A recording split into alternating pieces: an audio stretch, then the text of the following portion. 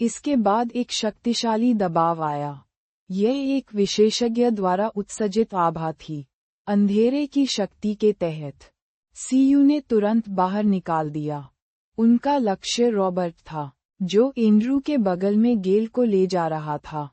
उसने रॉबर्ट पर निशाना साधने का कारण ये था कि वह गेल को अपने कंधे पर ले जा रहा था, जो पहले से ही जहर से भरा हुआ था। हालांकि यह कुछ समय के लिए घातक नहीं होगा। अगर वे उसे ले गए, तो गेल लंबे समय तक जीवित नहीं रहेगा। संप्रदाय गुरु ने कहा कि चाहे दूसरे पक्ष ने कितने भी लोगों को भेजा हो, उन्हें जीवित पकड़ना होगा। इसलिए, हालांकि सीयू का हमला दुश्मन को नियंत्रित करने वाला लग रहा था, वह वास्तव में गेल नामक व्यक्ति को बचा रहा था। हालांकि अगले ही पल एक हाथ अचानक बढ़ा और सीयू के दाहिने पैर को पकड़ लिया। ये दृश्य अचानक था, यहाँ तक कि सीयू को भी उम्मीद नहीं थी कि अंधेरे की शक्ति के तहत, जहां उसकी गति एक सामान्य व्यक्ति की गति से 1200 गुना तक पहुंच सकती है, कोई उसकी गतिविधियों को देखेगा। जिस व्यक्ति ने अचानक सीयू का दाहिना पैर पकड़ लिया वह एंड्रू था। एंड्रू के हमले से तुरंत सीयू का आंकड़ा सामने आ गया। जब एंड्रू ने सीयू का चेहरा देखा, तो उसकी अभिव्यक्ति ठिठक गई। आप सीयूहान हैं। सीयू ने समय रहते खुद को शांत किया और स्तब्ध एंड्रू पर खर्राटे लिए। ऐसा लगता है कि आपने पर्याप्त होमवर्क कर लिया है। जैसे ही उन्होंने बोलना समाप्त किया, सीयू ने एंड्रू की घबराहट का फायदा उठाया और उसके पूरे शरीर को हवा में वामावर्त घुमा दिया। उसने एंड्रू की ठुड्डी पर अपना बायां पैर रखकर उसे लात मारी। वह इतना तेज था कि उसने घटनास्थल पर केवल धुंधली छवि छोड़ी। एंड्रू आश्चर्यचकित रह गया और एक कदम पीछे हट गया। उसने सीयूहान का दाहिना पैर छोड़ दिया। अगले सेकंड में सीयूहान उनसे 10 मीटर दूर दिखाई दिया और आसानी से एंड्रू के नियंत्रण से बच गया। यह विचित्र गति तकनीक निस्संदेह उनकी दृष्टि में एक अलौकिक अस्तित्व थी। ये कुछ ऐसा था जिसकी एंड्रू को उम्मीद नहीं थी। हालांकि उन्होंने प्रिंस बाईझोउ के अलावा क्षमता उपयोगकर्ताओं के अस्तित्व के लिए तैयारी की थी, लेकिन उन्हें उम्मीद नहीं थी कि चीन से वापस लाया गया अनाथ प्रिंस बाईझोउ भी एक क्षमता उपयोगकर्ता होगा, या प्रिंस बाई के आसपास के लोग थे झोउ सभी क्षमता उपयोगकर्ताओं। जैसे ही यह विचार प्रकट हुआ, एंड्रू मदद नहीं कर सका, लेकिन उसकी रीढ़ की हड्डी में ठंडक महसूस हुई। यदि उसने जो सोचा वह सच था, तो वे पहले ही 2 लोगों को खो चुके थे। दूसरी तरफ के 6 लोगों के खिलाफ जीतने की लगभग कोई संभावना नहीं थी। एंड्रू के विचार करने की प्रतीक्षा किए बिना सीयूहान ने फिर से हमला किया। हालांकि एंड्रू ने हमला करते ही उसका दाहिना पैर पकड़ लिया था और सीयू को बता दिया था कि यह आदमी कितना शक्तिशाली था। फिर भी वह समय के लिए रुक सकता था, जब तक सिस्टर चीलियान आती। इन लोगों के पास विरोध करने का कोई रास्ता नहीं होता। रात में काली छाया तेजी से चमकी। ये देखकर एंड्रू मदद नहीं कर सका, लेकिन चिल्लाया, रॉबर्ट, उसे रोको। जैसे ही उन्होंने बोलना समाप्त किया, रॉबर्ट ने एक हाथ से गेल को उठाया और दूसरा उठाया। उसकी हथेली में हवा की आंख की तरह एक नीला भंवर घूम गया। आसपास में तुरंत हवा उठ गई। हवा के कंपकपी के तहत हवा के प्रवाह ने अनगिनत पवन ब्लेडों का निर्माण किया, जो बिना किसी लक्ष्य के पागलपन से उड़ गए। चूंकि वह सीयूहान का आंकड़ा नहीं पकड़ सका, रॉबर्ट केवल एक बड़ी संख्या के साथ अपनी किस्मत आजमा सकता था। हवा के झोंके रंगहीन, पारदर्शी और घने थे। उसे विश्वास नहीं था कि दूसरा पक्ष चाहे कितना भी तेज क्यों न हो, वह उन सभी को चकमा दे सकता है। एंड्रू ने कहा, यूजीन, लुईस को पहले कार में लाओ, जबकि रॉबर्ट ने सीयूहान को रोका। उसने योजना बनाना शुरू कर दिया कि अपने साथियों के साथ कैसे भागना है। यूजीन ने सिर हिलाया और घूम गया।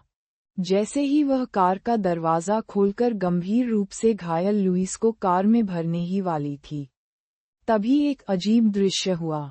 उनके पीछे खड़ी व्यावसायिक गाड़ी अपने आप चल पड़ी।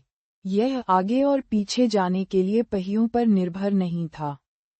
इसके बजाय एक अज्ञात बल ने इसे नियंत्रित किया और क्षैतिज रूप से आगे बढ़ा। यूजीन हैरान रह गया और बोला, एंड्रू। एंड्रू ने पलटकर देखा कि उनकी कार पहले ही 2 मीटर दूर जा चुकी थी। चूंकि कार बहुत भारी थी, जब पहिए क्षैतिज रूप से चलते थे, तो टायर जमीन में 2 गहरी खायां छोड़ देते थे। कुछ ही दूरी पर 4 लोग उनकी ओर चल रहे थे। मुख्य व्यक्ति कोई और नहीं बल्कि जियान ए था। उसके बगल में बाई झोउ, ची लियान और ची यांग थे। कार को नियंत्रित करने वाला व्यक्ति जियान ए था। जियान ए ने अपना हाथ कार की ओर लक्षित किया और आसानी से उसकी गतिविधियों को नियंत्रित कर सकती थी। उसकी उंगलियों से हल्की सफेद वास्तविक ऊर्जा फैल गई।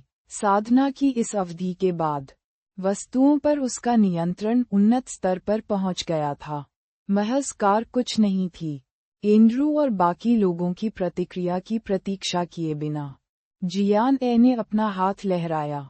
वाणिज्यिक वाहन, जिसका वजन 1 टन से अधिक था, आकाश में उड़ गया। चेसिस ऊपर आने से पहले मोटी कार 2 राउंड तक हवा में घूमती रही और कार जमीन पर गिर गई। ये सब एक खिलौना कार को फेंकने जितना आसान था। जियान ए की अभिव्यक्ति उदासीन और सहज थी। ची यांग ने उसी समय अपने हाथ उठाए। उनके बाएं हाथ में हरी वास्तविक ऊर्जा दिखाई दी और उनके दाहिने हाथ में नीली वास्तविक ऊर्जा दिखाई दी। वह बुदबुदाया, ज्वार जीवन तकनीक, शक्ति का स्रोत।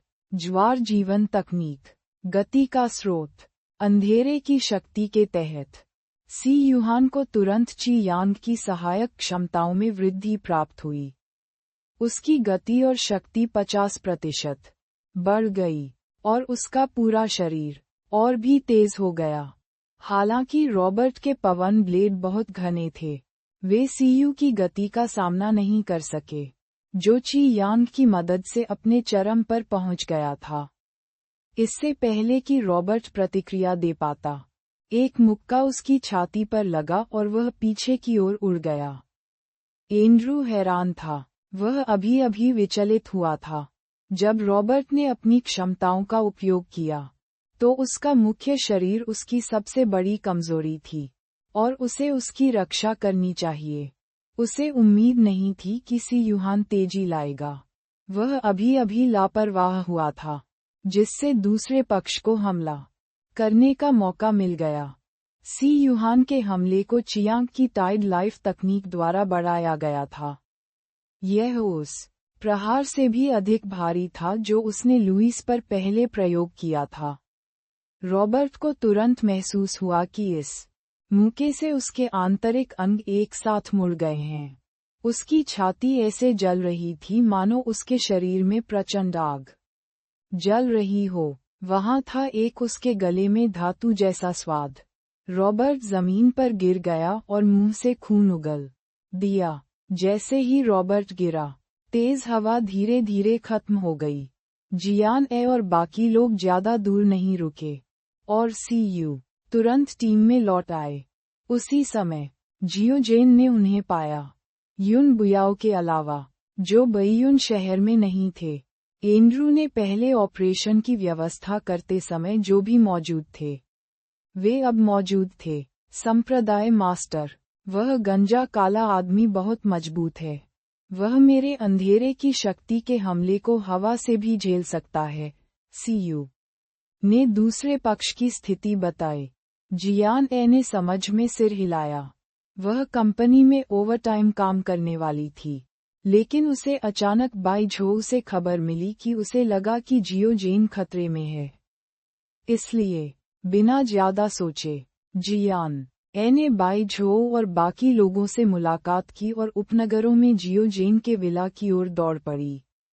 ये देखकर कि जियो जेन ठीक था, जियान ए और बाकी लोगों ने सीयू की तरह राहत की सांस ली। बाई झो ने अभिव्यक्तिहीन जियो जेन को आकार दिया और हैरान हो गई। तुम ठीक क्यों हो? मुझे तुम्हारे खतरे का स्पष्ट आभास हुआ। 12 रक्षकों के भविष्यवक्ता के रूप में बाई झो की क्षमता अपेक्षाकृत विशेष थी। उनकी क्षमताओं को 2 स्थितियों में विभाजित किया गया था, सक्रिय धारणा और निष्क्रिय धारणा। सक्रिय धारणा ये थी कि वह प्राचीन संप्रदाय के सदस्यों और संप्रदाय के गुरु का पता लगाने के लिए एक भविष्यवक्ता के रूप में अपनी क्षमताओं को सक्रिय कर सकता था। तथाकथित निष्क्रिय धारणा एक ऐसी क्षमता थी जो केवल 12 रक्षकों और संप्रदाय मास्टर पर काम करती थी। जब 12 गार्डों और सेक्ट मास्टर में से कोई घायल हो जाता था, तो बाई झो को अचानक कुछ असामान्य महसूस होता था। आज रात उसे लगा कि जियो जेन खतरे में है, जिसका मतलब है कि जियो जेन को चोट लगी होगी। जियो जेन ने बाई झो की ओर देखा और ठंडे स्वर में कहा, अभी अभी मुझे कम से कम 100 गोलियां लगी हैं। हालांकि जियो जेन अपनी प्रारंभिक अवस्था में शारीरिक हमलों से घायल नहीं होगा, लेकिन वे गोलियां उसके शरीर को छेद चुकी थीं, इसलिए बाई झो उन्हें महसूस कर सकती थी। हालांकि बाई झो को नहीं पता था कि जियो जेन उसके शरीर को निष्क्रिय कर सकता है। न केवल बाई झो को नहीं पता था, बल्कि उनके अलावा कोई भी नहीं जानता था कि जियो जेन कितना सक्षम था। मास्टर, बाद में लॉर्ड जियो जेन के साथ इस पर चर्चा करें। ये लोग स्पष्ट रूप से आपके लिए यहाँ हैं, ची यांग ने फुसफुसाया। जब बाई झो ने ये सुना, तो उसने तुरंत प्रतिक्रिया दी। उसकी अभिव्यक्ति तुरंत बदल गई, और उसने ऐसा दिखावा किया कि उसे किसी भी तरह की लापरवाही नहीं करनी चाहिए। बाई झो के आसपास के विशेषज्ञों को देखते हुए, वर्तमान बाई झो अपना वजन बढ़ाने के लिए उनकी शक्ति का लाभ उठा रहा था। एंड्रू ने जियान ए के पक्ष के लोगों को देखा, लेकिन उसकी आंखों में कोई डर नहीं था। वह अश्वेत था, इसलिए अंधेरे में उसके चेहरे पर निडर भाव देखना दूसरों के लिए मुश्किल था। हालांकि उसकी आंखें आश्चर्यजनक रूप से उज्ज्वल और दृढ़ संकल्प से भरी हुई थीं। ये पहली बार था जब भाड़े के 5 लोगों के साथ सबसे मजबूत टीम किसी मिशन पर गई थी। अप्रत्याशित रूप से एक लड़ाई के बाद जियो जेन के जहर ने उनमें से एक को नियंत्रित कर लिया, और सी युहान ने अन्य 2 को गंभीर रूप से घायल कर दिया। अब केवल वह और यूजीन ही बचे थे। एंड्रू ने पहले ही दूसरे पक्ष की ताकत को अपने दिल में तौल लिया था। वह ये भी जानता था कि इस बार शायद उनका भाग्य खराब हो गया है। जियान ए मौके पर खड़ा था। उसका पतला शरीर एंड्रू की भारी आकृति के सामने एक पत्ते की तरह कमजोर था, लेकिन उसकी तारों भरी आंखों में छिपा गुस्सा एंड्रू की तुलना में भी अधिक अशांत था। इन लोगों ने पहले हमला करने के लिए जियो जेन को चुना। जियान ए के लिए यह अनुमान लगाना आसान था कि पर्दे के पीछे छिपा व्यक्ति उनसे नफरत करता था, और उसने अपना लक्ष्य बाई झो से लेकर उन सभी तक फैला दिया था। सौभाग्य से जियो जेन को कुछ नहीं हुआ, अन्यथा जियान ने इस बात की गारंटी नहीं दे सकती थी कि वह इन लोगों को मौके पर ही जलाकर राख नहीं कर देगी। हालांकि फिर भी इसका मतलब यह नहीं था कि वह आसानी से पन्ने पलट सकती थी। दूसरा पक्ष उनकी जान लेने के लिए यहाँ आया था। बस इसके आधार पर जियान ए को दूसरे पक्ष के साथ बातचीत करने की कोई इच्छा नहीं थी। ऐसी स्थिति में सबसे अच्छा तरीका ये था कि बोलने के लिए ताकत का इस्तेमाल किया जाए और सबसे सीधे तरीके का इस्तेमाल किया जाए। दूसरे पक्ष को बताएं कि कौन मजबूत था और कौन कमजोर। बता दें कि दूसरे पक्ष को प्राचीन संप्रदाय के लोगों पर अपनी योजना बनाने का अफसोस है। इस विचार को ध्यान में रखते हुए जियान ए ने सबसे पहले हमला किया, संप्रदाय गुरु के रूप में। हालांकि वह नहीं जानती थी कि क्या वह अपनी वर्तमान ताकत के साथ कार्यभार संभाल सकती है। वह ऐसी स्थिति में खड़ी नहीं रहेगी और कुछ भी नहीं करेगी। यदि संभव हो तो उसे स्वाभाविक रूप से आशा थी कि वह व्यक्तिगत रूप से इन लोगों से छुटकारा पा सकेगी। जियान ए ने अपना हाथ उठाया और लहराया। कुछ ही दूरी पर दीवार के कोने के नीचे 1000 पाउंड की पत्थर की मूर्ति उड़कर एंड्रू के सिर पर जा गिरी। एंड्रू की भौहें सिकुड़ गईं। उसने उड़ती हुई पत्थर की मूर्ति को देखा और चकमा नहीं दिया। उसने अपना हाथ उठाया और पत्थर की मूर्ति पर मुक्का मारा। एक जोरदार धमाके के साथ पत्थर की मूर्ति तुरंत एंड्रू की मुट्ठी के नीचे अनगिनत चट्टानों में बिखर गई। एंड्रू को देखते हुए वह बिना हिले डुले या कोई असामान्य प्रतिक्रिया दिखाए बिना वहीं खड़ा रहा। हर कोई स्तब्ध था, विशेषकर बाई झोउ, जिसके पास कोई योग्यता नहीं थी। वह अपनी आंखें चौड़ी करने और दहाड़ने से खुद को नहीं रोक सका। हे भगवान, ये कैसी मुट्ठी है? सी यूहान ने भी भौहें चढ़ा दीं। भले ही वह अंधेरे की शक्ति के साथ उस स्तर की पत्थर की मूर्ति लेना चाहता हो, उसे शायद ची यान की टाइड लाइफ तकनीक पर निर्भर रहना होगा। इस शख्स ने पत्थर की मूर्ति को इतनी आसानी से चकनाचूर कर दिया। कैसी असामान्य शक्ति! जियान ए ने जल्दी ही अपना संयम वापस पा लिया।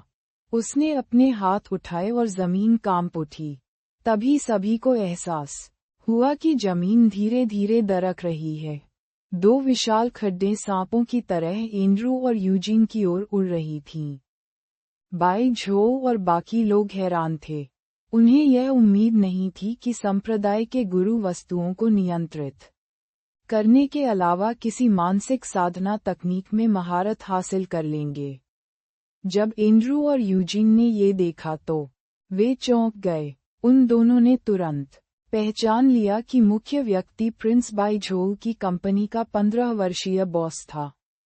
हालांकि यह व्यक्ति भी एक क्षमता उपयोग करता था और उसकी क्षमताएं बहुत अजीब और विविध थीं।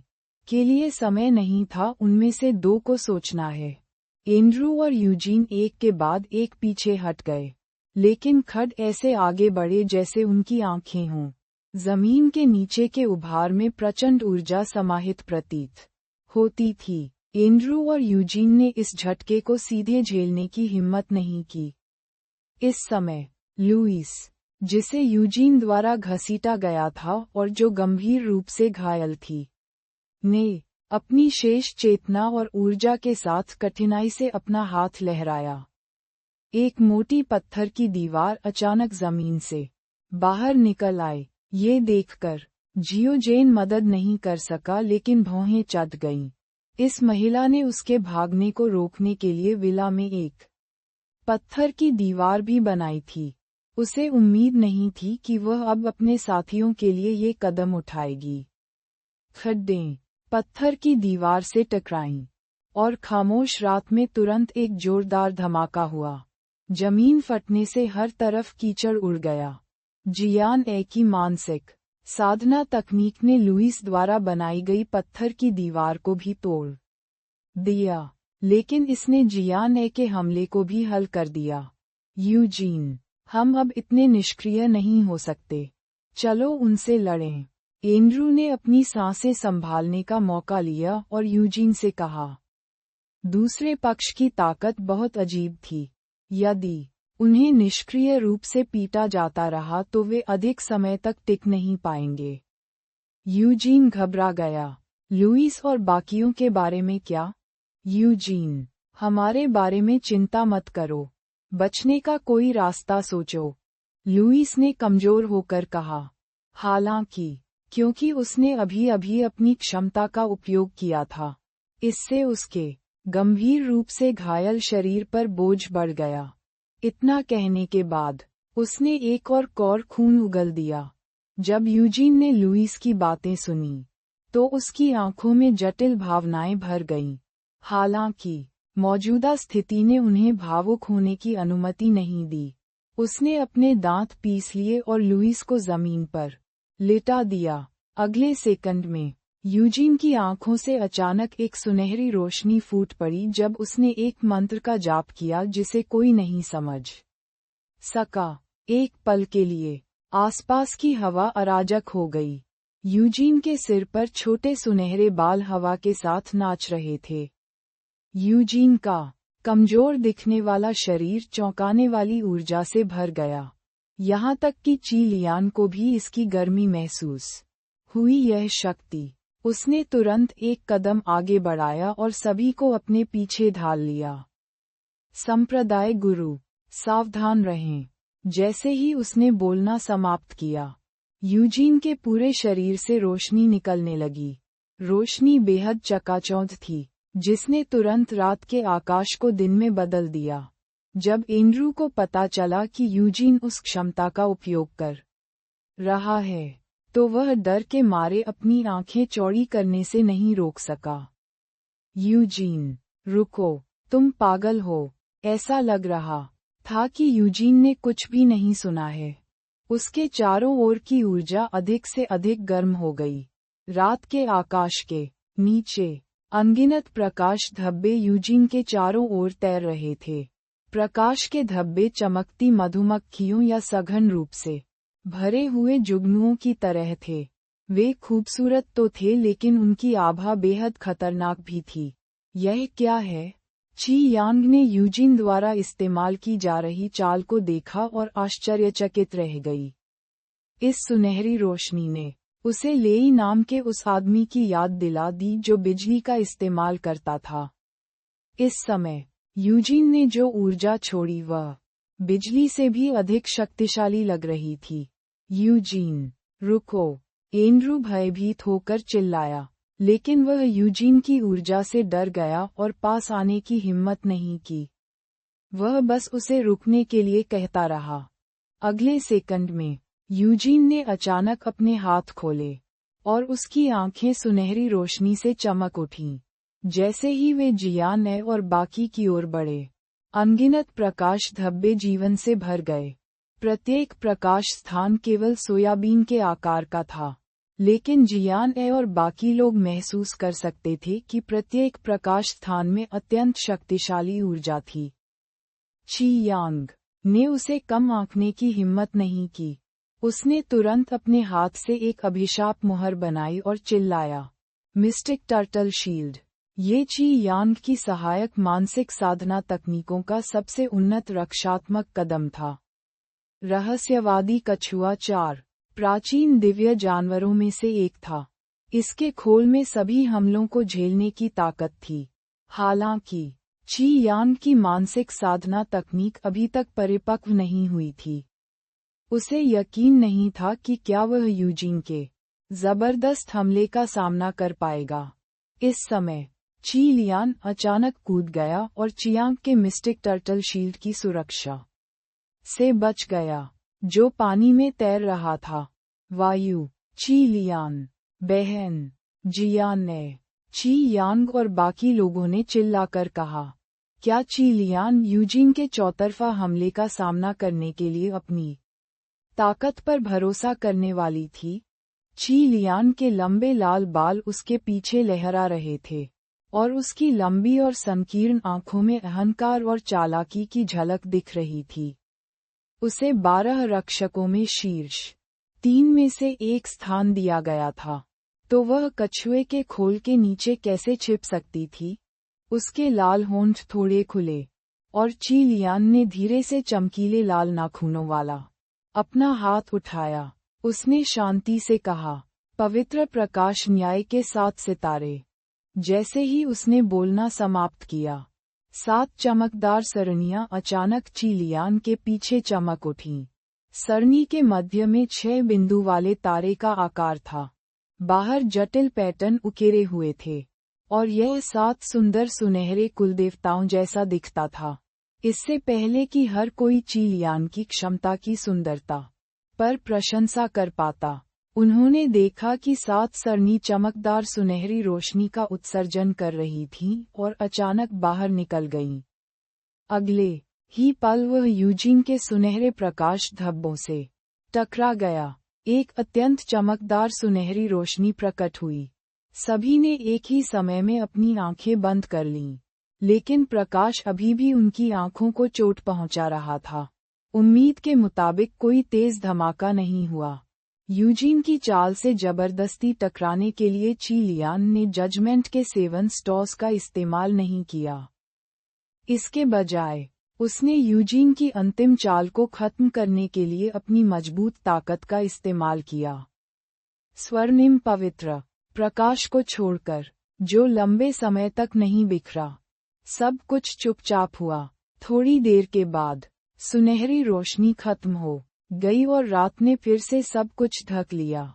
सभी ने धीरे से अपनी आंखें खोलीं और देखा कि एंड्रू यूजीन के लंगड़े शरीर को गले लगाने के लिए आगे बढ़ रहा है। Eugene, Eugene. एंड्रू ने यूजीन के शरीर को खींच लिया और चिल्लाया। इस समय ऐसा लग रहा था कि यूजीन ने अपनी सारी ताकत लगा दी है। उसके अंग शिथिल रूप से लटक गए और उसने खुद को एंड्रू की ओर देखने के लिए मजबूर किया। क्यों? तुम बच क्यों नहीं गए? तुमने इसका उपयोग क्यों किया? क्या तुम पागल हो? एंड्रू दिल के दर्द से चिल्लाया। यूजीन के मुंह के कोने हिल गए। उसने कमजोरी से कहा, किसी को जीना है। कारण यूजीन ने अभी अपना सबसे मजबूत कदम स्वाभाविक रूप से इस्तेमाल किया क्योंकि उसे एक ही झटके में दूसरी पार्टी का सफाया करने की उम्मीद थी। हालांकि अगर वह काम नहीं करता, तो वह सुनहरी रोशनी चमकने के दौरान एंड्रू को सुरक्षित रूप से भागने के लिए पर्याप्त समय भी दे सकती थी, क्योंकि चाहे कुछ भी हो, वे पांचों यहाँ नहीं मर सकते। बाकी लोग पहले ही हिलने डुलने की अपनी क्षमता खो चुके थे। केवल उसके पास एक और चाल थी जो एंड्रू के लिए अवसर पैदा कर सकती थी। जियान ए और बाकी लोगों की ओर देखते ही एंड्रू की आंखें लाल हो गईं। वहां ची लियान भी थी, जिसने अपने जीवन काल की कीमत पर यूजीन की सबसे मजबूत हत्या की चाल को आसानी से सुलझा लिया था। अभी के इस कदम से हर बार जब यूजीन इसका इस्तेमाल करेगी तो उसकी उम्र 10 साल कम हो जाएगी। जब से उसने इसमें महारत हासिल की, ये पहली बार था जब उसने इसका इस्तेमाल किया था। ची लियान एंड्रू के लिए बिल्कुल अजनबी था। उन्होंने पहले भी जांच की थी और ऐसा कोई व्यक्ति नहीं मिला था। ये लाल बालों वाली महिला स्पष्ट रूप से दूसरे पक्ष के बीच सबसे मजबूत उपस्थिति थी। यूजीन की शारीरिक शक्ति अपनी सीमा तक पहुंच गई थी। उसने धीरे से अपनी आंखें बंद कर लीं और बेहोश हो गई। एंड्रू ने उसे जमीन पर सीधा लिटा दिया और खड़ा हो गया। उनकी संपूर्ण आभा से अत्यधिक क्रोध और उन्माद प्रकट हो रहा था। एंड्रू, जो हमेशा शांत और नियंत्रित रहता था, पहले से ही हिंसा के कगार पर था। हुश! यह आग की आवाज थी। जियान ए और बाकी लोगों ने अपनी आंखें चौड़ी कर लीं। एंड्रू बिना किसी चेतावनी के एक जलते हुए आदमी में बदल गया था। प्रचंड आग ने उसके शरीर को जला दिया, यहाँ तक कि उसकी आंखें भी लाल हो गईं। हे भगवान, क्या उसे चोट नहीं लगी? बाई झोंग ने चिल्लाकर कहा। जियान ए पहले से ही अतुलनीय रूप से सदमे में था। उसने उनसे कहा, इन लोगों की क्षमताएं हमारे द्वारा ज्ञात मानसिक साधना तकनीकों से पूरी तरह से अलग हैं। वे एक और उत्कृष्ट अस्तित्व प्रतीत होते हैं। जैसे ही जियान ए ने बोलना समाप्त किया, एंड्रू ने अचानक मुक्का मार दिया। आग की एक जीभ, जो तैरते हुए अजगर की तरह थी, सीटी बजाती रही, और जो कुछ भी उसके पास से गुजरा वह जल गया, इससे पहले कि आग की जीभ उन तक पहुंच पाती। आग की दूसरी और तीसरी जीभ पहले ही आ चुकी थीं।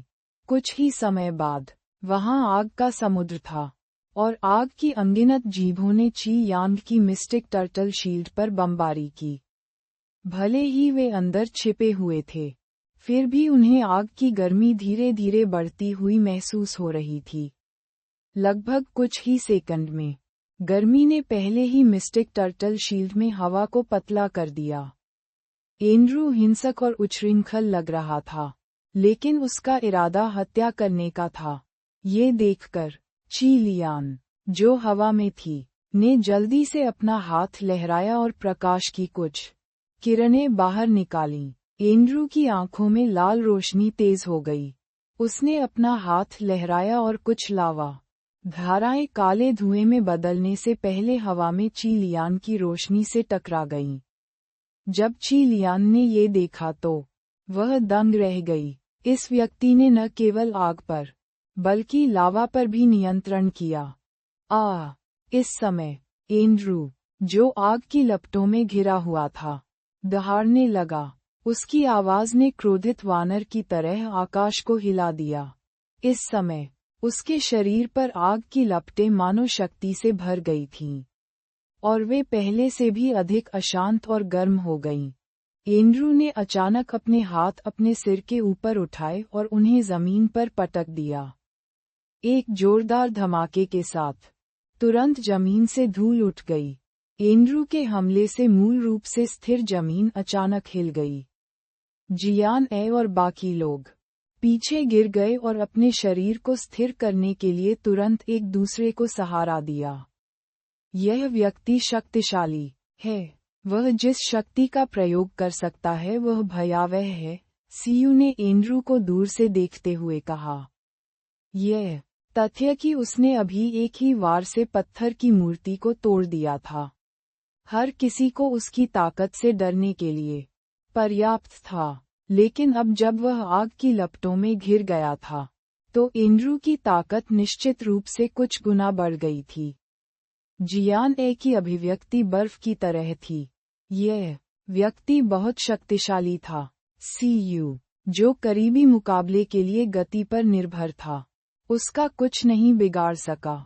जियोजेन ने जहरीले धुएं के साथ एक गुप्त हमला शुरू करने की कोशिश की थी, लेकिन धुएं के करीब पहुंचने से पहले दूसरे पक्ष की चिलचिलाती आभा ने पहले ही इसे खराब कर दिया था। जियान ए अच्छी तरह जानती थी कि अपनी मौजूदा ताकत से वह इस व्यक्ति को बिल्कुल भी चोट नहीं पहुंचा सकती। सारी संभावनाएं अकेले ची लियान पर थे। अगले सेकंड में एंड्रू ने फिर से जमीन पर प्रहार किया और जमीन जोर से हिल गई।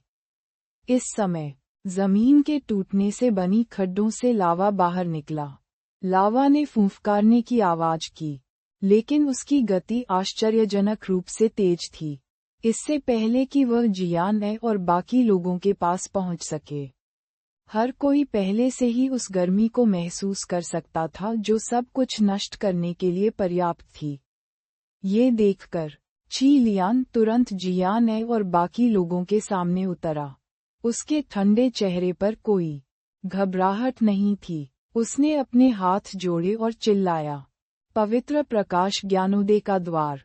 जैसे ही उसने बोलना समाप्त किया, ची लियान के सामने एक सुनहरी रोशनी चमक उठी। किसी दूसरी दुनिया का एक प्राचीन दरवाजा अचानक सामने आ गया। दरवाजा धीरे से खुला। अंदर कुछ दिखाई नहीं दे रहा था। वहां केवल पवित्र प्रकाश की एक किरण थी जिसके कारण लोग उसे सीधे देखने में असमर्थ थे। ऐसा प्रतीत होता था कि आत्मज्ञान के द्वार में एक भयानक शक्ति समाहित है जो सब कुछ निगल सकती है। अगले सेकंड में इसने एंड्रू द्वारा बनाए गए सभी लावा को अवशोषित कर लिया। दरवाजा सबके सामने धड़ाम से बंद हुआ और तेजी से घूमने लगा। दरवाजा धीरे धीरे सिकुड़ता गया और अंततः गायब हो गया। ची यान के अलावा ये पहली बार था जब अन्य लोगों ने ची लियान की क्षमताओं को देखा था। उन्हें उम्मीद नहीं थी कि उसकी ताकत इतनी भयानक होगी। हालांकि उसकी चालें फैंसी लग रही थीं, उन्हें उसके सभी कौशल की भव्यता और सुंदरता के साथ साथ इन चालों की असामान्यता को भी स्वीकार करना पड़ा। बाई झो ने एक बार कहा था कि हालांकि 12 गार्डों की ताकत को रैंकिंग के आधार पर नहीं आंका जा सकता, शीर्ष 3 अपवाद थे क्योंकि ये 3 लोग राक्षस थे। ये सच था कि यह सच था। सभी ने ची लियान की हरकतों को देखा और स्तब्ध होकर जमीन पर टिक गए। ची लियान ने एंड्रू को सांस लेने का कोई मौका नहीं दिया। इस उग्र वानर ने स्पष्ट रूप से संप्रदाय मास्टर बाई झो और बाकी लोगों पर ताला लगा दिया था। उसने जो चालें इस्तेमाल की वे सभी घातक चालें थीं। उसे जल्दी खत्म करना था। ची लियान के लंबे लाल बाल अचानक नाचने लगे। उसने अपनी उंगलियां खोलीं और एक जटिल आकृति बनाई। अगले सेकंड में अभिशाप का निशान। फिर वह चिल्लाए, पवित्र प्रकार बिच्छू का डंक। जैसे ही उसने बोलना समाप्त किया, अनगिनत सुनहरी पूंछों की तरह कई सुनहरी रोशनी अचानक ची लियान के पीछे दिखाई दी। सबने गौर से देखा। सुनहरी रोशनी के अंत में एक चमकदार बिच्छू की पूंछ का आकार था, लेकिन वह पूरी तरह से सुनहरा था। फिर ची लियान ने बेरहमी से अपना हाथ लहराया और सुनहरी रोशनी प्रकाश की गति से एंड्रू की ओर चली गई। एंड्रू सीयू के हमले को अपने नंगे हाथों से पकड़ सकता था, लेकिन ची लियान के हल्की गति के हमले के खिलाफ उसके पास जवाबी कार्रवाई करने के लिए कोई जगह नहीं थी। ची लियान की पूर्ण ताकत के सामने पांचों में सबसे मजबूत एंड्रू भी जवाबी कार्रवाई नहीं कर सका। एक जोरदार धमाके के साथ सारी सुनहरी रोशनी एंड्रू के जलते हुए शरीर पर पड़ी। एंड्रू पीछे की ओर उड़ गया और अंततः उस वाणिज्यिक वाहन से टकरा गया जिसे जियान ए ने पलट दिया था। उसकी ताकत के कारण कार तुरंत ढह गई और एंड्रू का शरीर अंदर समा गया। फिर भी एंड्रू के शरीर पर लगी आग की लपटें बिल्कुल भी कम नहीं हुईं। ये देखा जा सकता है कि हालांकि ची लियान के हमले से उन पर बहुत बड़ा झटका नहीं लगा, ठीक उसी तरह जैसे सीयू द्वारा लुइस को गंभीर रूप से घायल करने के बाद वह अपनी अदृश्यता क्षमता का उपयोग जारी नहीं रख सकी। अब जबकि एंड्रू की लपटें अभी भी वहीं थीं, इसका मतलब था कि वह गंभीर रूप से घायल नहीं था। अपनी भयानक ताकत के अलावा एंड्रू का प्रतिरोध भी बेहद भयानक था। ये देखकर ची लियान ने दया नहीं दिखाई। उसकी उंगली पर शाप के निशान ने तुरंत आकार बदल दिया। पवित्र प्रकार 2 गोल्डन स्नो डांस। जैसे ही उसने बोलना समाप्त किया, अनगिनत सुनहरे बर्फ के टुकड़े अचानक आकाश में दिखाई दिए, जिससे तुरंत स्याही जैसी रात रोशन हो गई। इससे पहले कि कोई इस खूबसूरत दृश्य को देख सके, ये बर्फ के टुकड़े तेजी से उल्काओं की तरह गिरे और एंड्रू की ओर टूट गए। बूम बूम, तेज धमाके के साथ कार तुरंत स्क्रैप मेटल के ढेर में बिखर गई। ची लियान के शक्तिशाली हमले ने एंड्रू पर फिर से प्रहार किया और वह सुनहरी रोशनी में नहा गया। यह इतना चकाचौंध था कि जियान ए और बाकी लोग इसे देख नहीं सके। उनके सामने स्थिति इस आग की लपटें बुझने की एक लंबी आवाज आई और सुनहरी रोशनी बिखर गई। तभी जियान ए और बाकी लोग देख सके कि एंड्रू, जो ज्यादा दूर नहीं था, अपने पूरे शरीर से काला धुआं निकाल रहा था।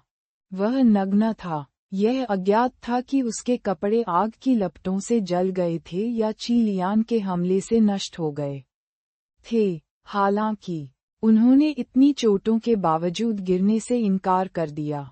उनकी फौलादी इच्छा शक्ति ने जियान ए और बाकी लोगों को इस नेता को एक अलग नजरिए से देखने पर मजबूर कर दिया।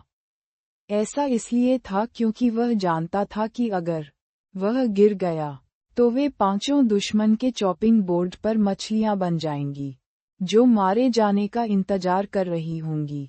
ये देखकर ची लियान तिरस्कारपूर्वक मुस्कुराया। उनकी राय में एंड्रू निस्संदेह एक बहादुरी से काम कर रहा था और अनावश्यक रूप से संघर्ष कर रहा था। धीरे से अपना हाथ उठाते हुए ची लियान ने अपनी उंगलियों पर अपार ऊर्जा से भरा एक सुनहरा भाला रखा। उसने दूर स्थित एंड्रू पर निशाना साधा। उसकी उंगलियों के हिलने से भाला अचानक छूट गया। ची लियान के सभी हमले प्रकाश की गति से थे, जिससे किसी के लिए प्रतिक्रिया करने की कोई गुंजाइश नहीं थी। हालांकि इस समय शक्तिहीन एंड्रू के सामने अचानक हवा से एक आयताकार दर्पण प्रकट हुआ। जब सुनहरा भाला जो एंड्रू के शरीर को छेदना चाहिए था, दर्पण से मिला, तो न केवल उसने दर्पण को चकनाचूर नहीं किया, बल्कि दर्पण ने उसे अवशोषित भी कर लिया। इस दृश्य ने ची लियान की आंखों के कोने आश्चर्य से घूम गए। इस समय उसके चारों ओर तुरंत एक दबाव प्रकट हो गया था कि केवल शक्तियां ही थीं। मध्य हवा में एक अत्यंत मनमोहक आकृति धीरे धीरे प्रकट हुई। जब एंड्रू ने इस आभा को महसूस किया, तो उसकी नसों का आखिरी टुकड़ा, जिसे उसने जबरदस्ती लटकाया था, अचानक टूट गया और उसका शरीर पीछे की ओर झुक गया। हालांकि उनके होठों पर मुस्कान थी। उसने रात के आकाश की ओर देखा और बुदबुदाया, आयरीन। काले बादलों ने चंद्रमा के अधिकांश हिस्से को ढक लिया, और एक मजबूत और उभरती हुई आभा ने उसे चुपचाप ढक लिया। जियान ए और बाकी लोगों ने एक ही समय में ऊपर देखा, और रात के आकाश के नीचे चंद्रमा के सामने एक पतली आकृति खड़ी देखी। एक छाया ने उसे ढक लिया चेहरा, जिससे लोग झांकना चाहते हैं। महिला का शरीर पतला था, और उसकी तंग पोशाक उसकी उत्कृष्ट प्रतिभा को उजागर करती थी। उसके बाल उसके टखनों तक गिरे हुए थे और रात की हवा में धीरे धीरे लहरा रहे थे। उसका बायां हाथ थोड़ा नीचे झुका हुआ था और उसका दाहिना हाथ बगल में खुला हुआ था। उसकी हथेली पर एक क्रिस्टल बॉल तैर रही थी जो ठंडी रोशनी से टिमटिमा रही थी। यह व्यक्ति अंतर्राष्ट्रीय भाड़े के समूह में सबसे मजबूत भाड़े का सैनिक था। वह 6 सदस्यीय टीम में एक रानी की तरह थी, दर्पण की चुड़ैल, आयरीन। इसलिए जब एंड्रू को आयरीन की शक्तिशाली आभा महसूस हुई, तो वह राहत में जमीन पर गिर गया। उसकी समझ में जब तक आयरीन हमला करती, उसे अपने साथियों को ले जाने से कोई नहीं रोक सकता था। यह आयरीन की शक्तिशाली ताकत के प्रति एंड्रू का सम्मान और अपने साथियों पर उसका गहरा भरोसा था। कितना शक्तिशाली दबाव है! यह व्यक्ति चुपचाप दिखाई दे सकता है और ची लियान की तरह हवा में तैर सकता है। हम उसकी ताकत को कम नहीं आंक सकते, बाई झोउ ने तुरंत कहा। भले ही ठंड से। जब उसने आकाश में आयरीन को देखा, उसकी मिश्रित भावनाएं थीं। इतने सारे सक्षम उपयोगकर्ताओं को खोजने के लिए मास्टरमाइंड ने उसे मारने में कितना प्रयास किया। हालांकि बाई झोउ को पता था कि इस दुनिया में कई क्षमता उपयोगकर्ता हो सकते हैं, लेकिन वह नहीं जानता था कि उसे खुश होना चाहिए या गुस्सा होना चाहिए कि उनमें से 6 उसकी जान लेने के लिए इकट्ठा हुए थे। संप्रदाय गुरु की रक्षा करो। इस व्यक्ति की ताकत मेरी ताकत से कम नहीं हो सकती, ची लियान ने अचानक कहा। उसके स्वर में सतर्कता स्पष्ट थी। जब सबने ये सुना तो उनके हृदय पसीज गए। इससे पहले कि वे लड़ते, ची लियान ने पहले ही दूसरे पक्ष की ताकत की पुष्टि कर दी थी। ऐसा लग रहा था जैसे दूसरे पक्ष ने सभी पर इतना दबाव बना दिया था कि ची लियान भी सावधान हो गया था। आयरीन, जो हवा में थी, ने कुछ नहीं कहा। उसने धीरे से अपनी नज़र नीचे के दुखद दृश्य पर घुमाई। एंड्रू समेत उसके 5 साथी पूरी तरह से खत्म हो गए थे। हालांकि वे अभी भी सांस ले रहे थे। वे पहले ही हार का सामना कर चुके थे और अब और नहीं लड़ सकते थे। उनके हाव भाव से वह खुश थीं या नाराज, यह कोई नहीं बता सका। परछाइयां, लेकिन आयरीन की अगली कार्रवाई ये साबित करने के लिए पर्याप्त थी कि उसने उस अपराधी को छोड़ने की योजना नहीं बनाई थी जिसने उसके साथियों को चोट पहुंचाई थी। दरार दरार, दरार। खामोश रात में अचानक एक के बाद एक तेज आवाजें सुनाई देने लगीं। ये देखकर हर कोई अपनी आंखें चौड़ी किए बिना नहीं रह सका।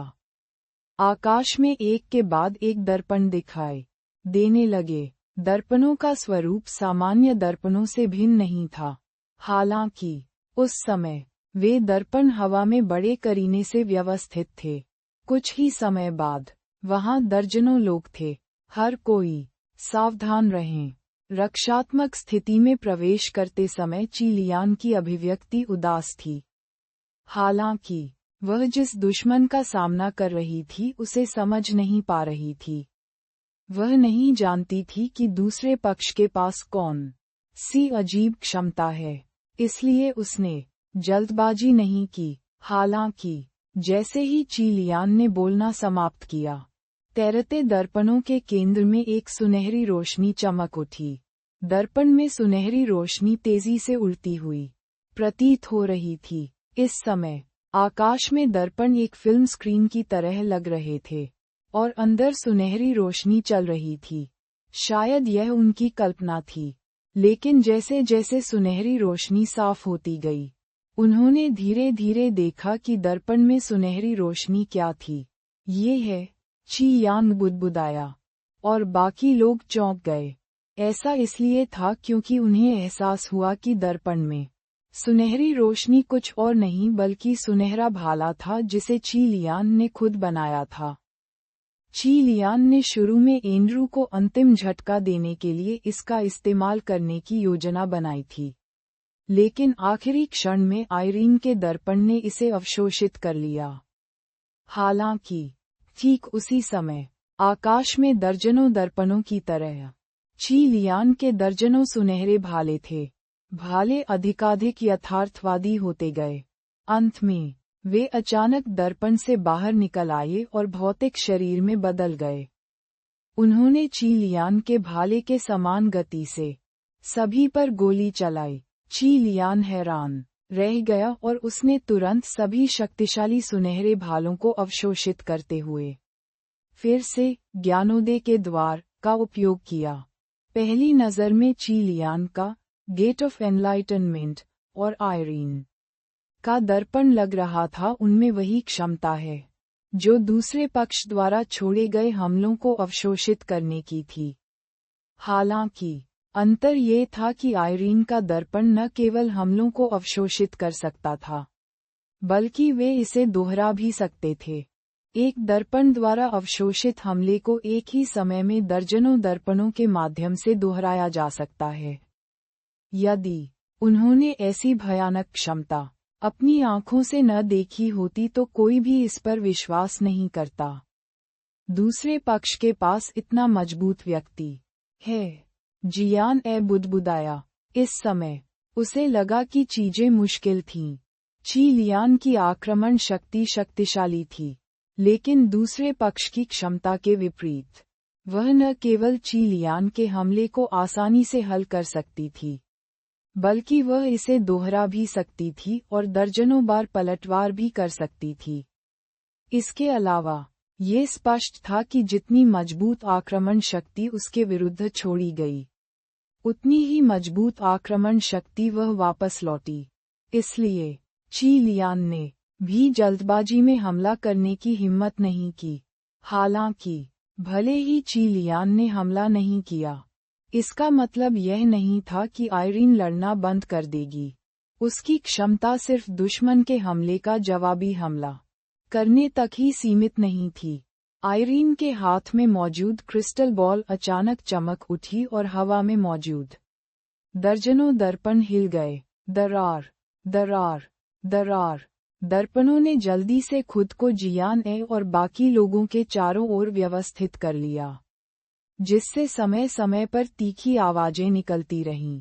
पलक झपकते ही वे पूरी तरह से दर्पणों में लिपटे हुए थे, जैसे दर्पणों से बना कोई घर हो। उनकी आकृतियां हर दर्पण में दिखाई दीं, मानो वे बहुरूपदर्शक में बंद हों। अरे नहीं! ची लियान तुरंत गुर्राया। हालांकि इससे पहले कि वह कुछ कह पाती, सभी के चारों ओर लगे दर्जनों दर्पण रेशम जैसे पतले जहरीले जाल उगलने लगे। जहरीले जालों ने एक ही समय में सभी दिशाओं से हमला किया। उन्होंने आकाश और पृथ्वी को ढक लिया। जालों से धुआं निकल रहा था और फुसफुसाहट हो रही थी, मानो वे अत्यंत संक्षारक हों। इसे देखने से ही लगेगा कि यह बेहद जहरीला है। यदि यह किसी व्यक्ति को छू जाता तो संभवतः वे मौके पर ही मर जाते। इस समय जियोजेन अचानक उठ खड़ा हुआ। वह जल्दी से चीलियान के पास पहुंचा बगल में और अपनी बाहें खोल दीं। उसी समय वह गुर्राया। धूम्रपान की शैली, ताओटी। इस बार जियोजेन ने और भी अधिक वास्तविक ऊर्जा का उपयोग किया। जैसे ही उसने बोलना समाप्त किया, एक विशाल ताओटी जो पहले से कई गुना बड़ी थी, अचानक उसके पीछे से निकली। इसका आकार अधिक यथार्थवादी था। इसमें भेड़ का शरीर, इंसान का चेहरा और बाघ के दांत थे। उसकी आंखें, जो काला धुआं छोड़ रही थीं, उसकी कांख के नीचे थीं। Taotie, classic of mountains and seas के 4 क्रूर जानवरों में से एक था। वह अत्यंत लालची और दुष्ट था, सब कुछ खा जाता था। इस समय ताओटी ने अचानक अपना खूनी मुंह खोला और तेजी से उनके चारों ओर चक्कर लगाया और उन जहरीले जालों को निगल लिया जो सभी दिशाओं से उन पर झपट रहे थे। लोगों, ये भाग 1 का अंत है और जारी रखने के लिए वेबनोवेल ऐप डाउनलोड करें। ईमेल के माध्यम से वेबनोवेल अध्याय 1120 the which of mirrors. Irene अनुवादक, एटलस स्टूडियोज संपादक। एटलस स्टूडियोज डाउनलोड करने के लिए QR कोड को स्कैन करें। काले बादलों ने चंद्रमा के अधिकांश भाग को ढक लिया और एक मजबूत और उभरती हुई आभा ने इसे चुपचाप ढक लिया। जियान ए और बाकी लोगों ने एक ही समय में ऊपर देखा और रात के आकाश के नीचे चंद्रमा के सामने एक पतली आकृति खड़ी देखी। एक छाया ने उसके चेहरे को ढक दिया, जिससे लोग झांकना चाहते थे। महिला का शरीर पतला था और उसकी तंग पोशाक उसकी उत्कृष्ट प्रतिभा को उजागर करती थी। उसके बाल उसके टखनों तक गिरे हुए थे और रात की हवा में धीरे धीरे लहरा रहे थे। उसका बायां हाथ थोड़ा नीचे झुका हुआ था और उसका दाहिना हाथ बगल में खुला हुआ था। उसकी हथेली पर एक क्रिस्टल बॉल तैर रही थी जो ठंडी रोशनी से टिमटिमा रही थी। यह व्यक्ति अंतर्राष्ट्रीय भाड़े के समूह में सबसे मजबूत भाड़े का सैनिक था। वह 6 सदस्यीय टीम में एक रानी की तरह थी, दर्पण की चुड़ैल, आयरीन। इसलिए जब एंड्रू को आयरीन की शक्तिशाली आभा महसूस हुई, तो वह राहत में जमीन पर गिर गया। उसकी समझ में जब तक आयरीन हमला करती, उसे अपने साथियों को ले जाने से कोई नहीं रोक सकता था। यह आयरीन की शक्तिशाली ताकत के प्रति एंड्रू का सम्मान और अपने साथियों पर उसका गहरा भरोसा था। कितना शक्तिशाली दबाव है! यह व्यक्ति चीलियान की तरह चुपचाप दिखाई दे सकता है और हवा में तैर सकता है। हम उसकी ताकत को कम नहीं आंक सकते, बाई झोउ ने तुरंत कहा। भले ही ठंड से। जब उसने आकाश में आयरीन को देखा, उसकी मिश्रित भावनाएं थीं। इतने सारे सक्षम उपयोगकर्ताओं को खोजने के लिए मास्टरमाइंड ने उसे मारने में कितना प्रयास किया। हालांकि बाई झोउ को पता था कि इस दुनिया में कई क्षमता उपयोगकर्ता हो सकते हैं, लेकिन वह नहीं जानता था कि उसे खुश होना चाहिए या गुस्सा होना चाहिए कि उनमें से 6 उसकी जान लेने के लिए इकट्ठा हुए थे। संप्रदाय गुरु की रक्षा करो। इस व्यक्ति की ताकत शायद मेरी ताकत से कम नहीं होगी, चीलियान ने अचानक कहा। उसके स्वर में सतर्कता स्पष्ट थी। जब सबने ये सुना तो उनके हृदय पसीज गए। इससे पहले कि वे लड़ते, चीलियान ने पहले ही दूसरे पक्ष की ताकत की पुष्टि कर दी थी। ऐसा लग रहा था जैसे दूसरे पक्ष ने सभी पर इतना दबाव बना दिया था कि चीलियान भी सावधान हो गया था। आयरीन, जो हवा में थी, ने कुछ नहीं कहा। उसने धीरे से अपनी नज़र नीचे के दुखद दृश्य पर घुमाई। एंड्रू समेत उसके 5 साथी पूरी तरह से खत्म हो गए थे। हालांकि वे अभी भी सांस ले रहे थे। वे पहले ही हार का सामना कर चुके थे और अब और नहीं लड़ सकते थे। कोई नहीं बता सका कि परछाई के नीचे अपनी अभिव्यक्ति से वह खुश थी या नाराज। लेकिन आयरीन की अगली कार्रवाई ये साबित करने के लिए पर्याप्त थी कि उसने उस अपराधी को छोड़ने की योजना नहीं बनाई थी जिसने उसके साथियों को चोट पहुंचाई थी। दरार, दरार, दरार। खामोश रात में अचानक एक के बाद एक तेज आवाजें सुनाई देने लगीं। ये देखकर हर कोई अपनी आंखें चौड़ी किए बिना नहीं रह सका। आकाश में एक के बाद एक दर्पण दिखाई देने लगे। दर्पणों का स्वरूप सामान्य दर्पणों से भिन्न नहीं था। हालांकि उस समय वे दर्पण हवा में बड़े करीने से व्यवस्थित थे। कुछ ही समय बाद वहां दर्जनों लोग थे। हर कोई सावधान रहें। रक्षात्मक स्थिति में प्रवेश करते समय चीलियान की अभिव्यक्ति उदास थी। हालांकि वह जिस दुश्मन का सामना कर रही थी उसे समझ नहीं पा रही थी। वह नहीं जानती थी कि दूसरे पक्ष के पास कौन सी अजीब क्षमता है, इसलिए उसने जल्दबाजी नहीं की। हालांकि जैसे ही चीलियान समाप्त हुआ बोलते हुए, तैरते दर्पणों के केंद्र में एक सुनहरी रोशनी चमकी। दर्पण में सुनहरी रोशनी तेजी से उड़ती हुई प्रतीत हो रही थी। इस समय आकाश में दर्पण एक फिल्म स्क्रीन की तरह लग रहे थे और अंदर सुनहरी रोशनी चल रही थी। शायद यह उनकी कल्पना थी, लेकिन जैसे जैसे सुनहरी रोशनी साफ होती गई, उन्होंने धीरे धीरे देखा कि दर्पण में सुनहरी रोशनी क्या थी। ये है, ची यांग बुदबुदाया, और बाकी लोग चौंक गए। ऐसा इसलिए था क्योंकि उन्हें एहसास हुआ कि दर्पण में सुनहरी रोशनी कुछ और नहीं बल्कि सुनहरा भाला था जिसे चीलियान ने खुद बनाया था। चीलियान ने शुरू में एंड्रू को अंतिम झटका देने के लिए इसका इस्तेमाल करने की योजना बनाई थी, लेकिन आखिरी क्षण में आयरीन के दर्पण ने इसे अवशोषित कर लिया। हालांकि ठीक उसी समय आकाश में दर्जनों दर्पणों की तरह चीलियान के दर्जनों सुनहरे भाले थे। भाले अधिकाधिक यथार्थवादी होते गए। अंत में वे अचानक दर्पण से बाहर निकल आए और भौतिक शरीर में बदल गए। उन्होंने चीलियान के भाले के समान गति से सभी पर गोली चलाई। चीलियान हैरान रह गया और उसने तुरंत सभी शक्तिशाली सुनहरे भालों को अवशोषित करते हुए फिर से ज्ञानोदय के द्वार का उपयोग किया। पहली नज़र में चीलियान के गेट ऑफ एनलाइटनमेंट और आयरीन के दर्पण में एक ही क्षमता थी, जो दूसरे पक्ष द्वारा जारी किए गए हमलों को अवशोषित करने की थी।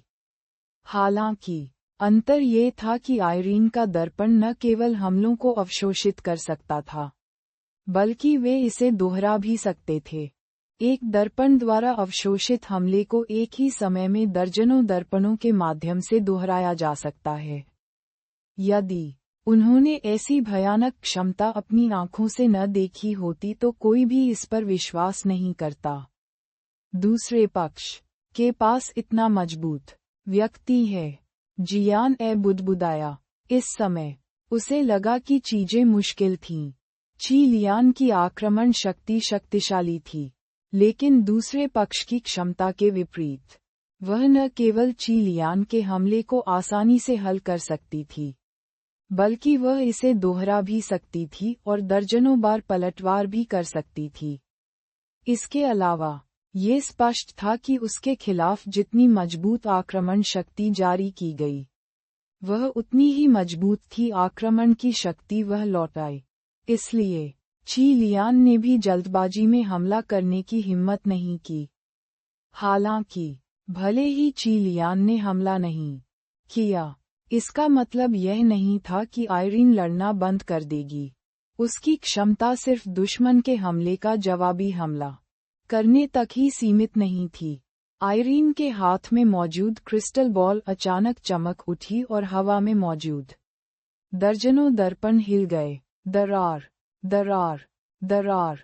दर्पणों ने जल्दी से खुद को जियान और बाकी लोगों के चारों ओर व्यवस्थित कर लिया, जिससे समय समय पर तीखी आवाजें निकलती रहीं। पलक झपकते ही वे पूरी तरह से दर्पणों में लिपटे हुए थे, जैसे दर्पणों से बना कोई घर हो। उनकी आकृतियां हर दर्पण में दिखाई दीं, मानो वे बहुरूपदर्शक में बंद हों। अरे नहीं! ची लियान तुरंत गुर्राया। हालांकि इससे पहले कि वह कुछ कह पाती, सभी के चारों ओर लगे दर्जनों दर्पण रेशम जैसे पतले जहरीले जाल उगलने लगे। जहरीले जालों ने एक ही समय में सभी दिशाओं से हमला किया। उन्होंने आकाश और पृथ्वी को ढक लिया। जालों से धुआं निकल रहा था और फुसफुसाहट हो रही थी, मानो वे अत्यंत संक्षारक हों। इसे देखने से ही लगेगा कि यह बेहद जहरीला है। यदि यह किसी व्यक्ति को छू जाता तो संभवतः वे मौके पर ही मर जाते। इस समय जियोजेन अचानक उठ खड़ा हुआ। वह जल्दी से ची लियान की तरफ दौड़ा और अपनी बाहें खोल दीं। उसी समय वह गुर्राया, धूम्रपान की शैली, ताओटी। इस बार जियोजेन ने और भी अधिक वास्तविक ऊर्जा का उपयोग किया। जैसे ही उसने बोलना समाप्त किया, एक विशाल ताओटी जो पहले से कई गुना बड़ी थी, अचानक उसके पीछे से निकली। इसका आकार अधिक यथार्थवादी था। इसमें भेड़ का शरीर, इंसान का चेहरा और बाघ के दांत थे। उसकी आंखें, जो काला धुआं छोड़ रही थीं, उसकी कांख के नीचे थीं। Taotie classic of mountains and seas के 4 क्रूर जानवरों में से एक था। वह अत्यंत लालची और दुष्ट था, सब कुछ खा जाता था। इस समय ताओटी ने अचानक अपना खूनी मुंह खोला और तेजी से उनके चारों ओर चक्कर लगाया और उन जहरीले जालों को निगल लिया जो सभी दिशाओं से उन पर झपट रहे थे।